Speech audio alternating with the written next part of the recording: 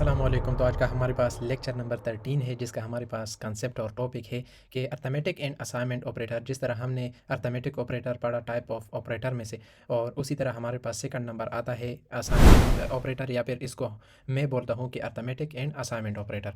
तो इसको हम इस वीडियो में प्रैक्टिकली परफॉर्म करेंगे, तो इस वीडियो को आपने मिस नहीं करना। तो बिना टाइम वेस्ट किए हम वीएस कोड में आते हैं, और हमारे पास लेक्चर नंबर 13 है और टॉपिक इसका है arithmetic and assignment operator in JavaScript. तो इसको ज़्यादातर आपको ये नज़र में आएगा कि आपको ये इस तरह नज़र में आएगा कि ये यहाँ पर आपके पास असाइनमेंट ऑपरेटर होगा, लेकिन मैं इसको बोलता हूँ कि अर्थमेटिक एंड असाइनमेंट ऑपरेटर। ये इस वजह से क्योंकि यहाँ पर अर्थमेटिक ऑपरेशन भी कर रहा है और असाइन भी कर रहा है, अर्थमेटिक ऑपरेशन भी कर रहा है, असाइन भी कर रहा है। इसी तरह हमारे पास अर्थमेटिक एंड असाइनमेंट ऑपरेटर इसको मैं बोलता हूँ, लेकिन ज़्यादातर इसको जो लोग कहते हैं और जो हमें दिखता है वो हमारे पास असाइनमेंट ऑपरेटर है। तो इसको हम अर्थमेटिक एंड असाइनमेंट ऑपरेटर बोलते हैं।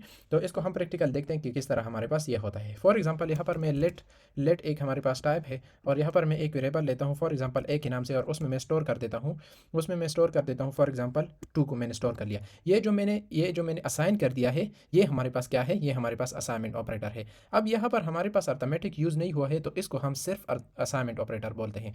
तो ये जो 2 को मैंने असाइन किया है एक वेरिएबल में, तो ये हमारे पास क्या है, ये हमारे पास असाइन वाला हमारे पास ऑपरेटर, ये फर्स्ट वाला ऑपरेटर हमारे पास है।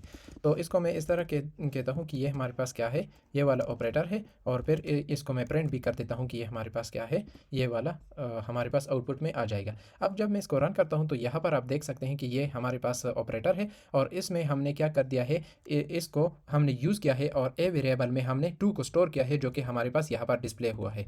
अब मैं इस तरह करता हूँ कि ना ही हम दूसरा वेरिएबल लेते हैं, ना ही हम दो से ज़्यादा वेरिएबल लेते हैं, या फिर एक से ज़्यादा वेरिएबल लेते हैं। सिर्फ एक ही वेरिएबल में हम सारे ऑपरेशन करेंगे, अर्थमेटिक एंड असाइनमेंट ऑपरेटर करेंगे, जो कि हमारे पास सेकंड नंबर ऑपरेटर है टाइप्स ऑफ ऑपरेटर में से।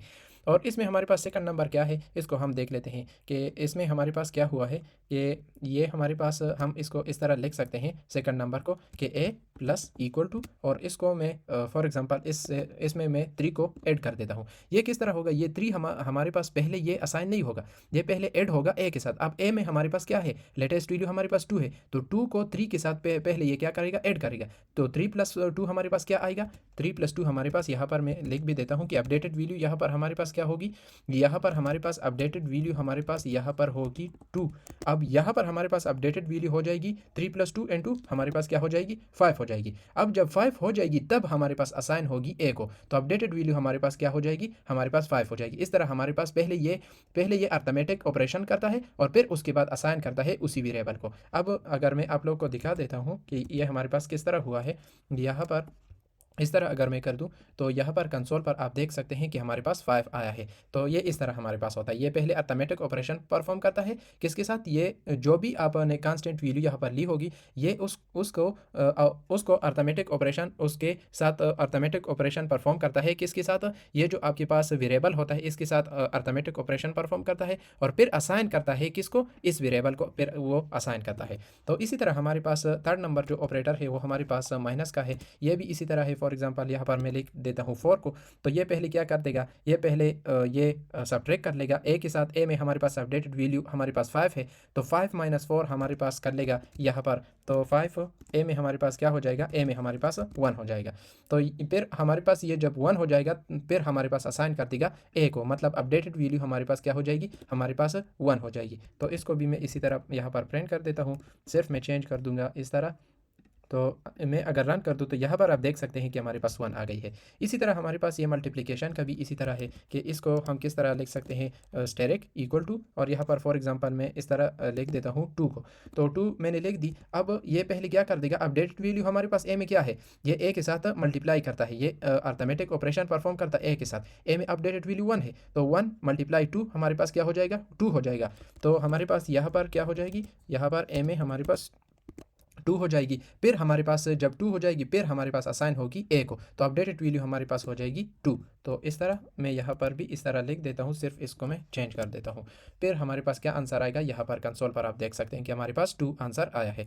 तो इस तरह हमारे पास आता है। अब नेक्स्ट हमारे पास डिवीजन का है। डिवीजन भी हमारे पास इसी तरह है कि डिवीजन इक्वल टू, और यहाँ पर मैं इस तरह कर देता हूँ कि फॉर एग्जाम्पल 2 कर देता हूँ। तो 2 मैंने कर दी। अब 2 को अपडेटेड वैल्यू हमारे पास ए में हमारे पास क्या है, 2 है। तो ये 2 अर्थमेटिक ऑपरेशन परफॉर्म कर रहा है डिवीजन का, किसके साथ, ए के साथ। अब ए में हमारे पास क्या है, 2 है। तो 2 को 2 से डिवाइड करेगा तो हमारे पास 1 आएगा।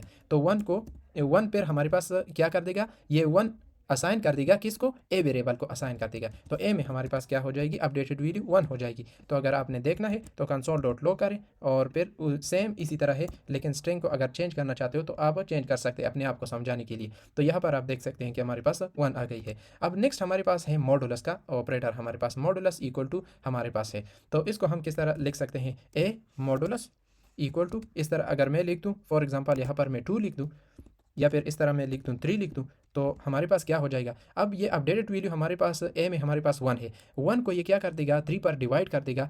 तो हमारे पास क्या आउटपुट आता है यहाँ पर, फिर आप यहाँ पर मैं अभी नहीं लिखता, तो जब हमारे पास आउटपुट आ जाएगा फिर मैं आप लोगों को दिखा देता हूँ कि हमारे पास क्या आउटपुट आता है। तो यहाँ पर मैं पहले स्ट्रिंग लिखता हूँ। स्ट्रिंग में मैं इस तरह करता हूँ मैं यहाँ पर मॉडुलस इक्वल टू, और फिर यहाँ पर हमारे पास ए ऑपरेटर, ए वेरिएबल है।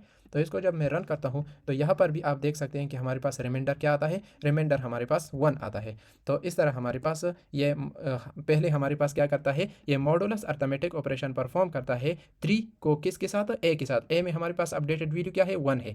तो हमारे पास इसके साथ अर्थमेटिक ऑपरेशन परफॉर्म करता है, और फिर जो वैल्यू हमारे पास आती है वो असाइन करता है ए को, जो कि हमारे पास अपडेटेड वैल्यू बन जाती है। अब नेक्स्ट हमारे पास है कि डबल हमारे पास स्टेरिक है, जो कि हम एक्सपोनेंट के लिए यूज़ करते हैं। इसको हम देखते हैं कि ये हमारे पास क्या करता है।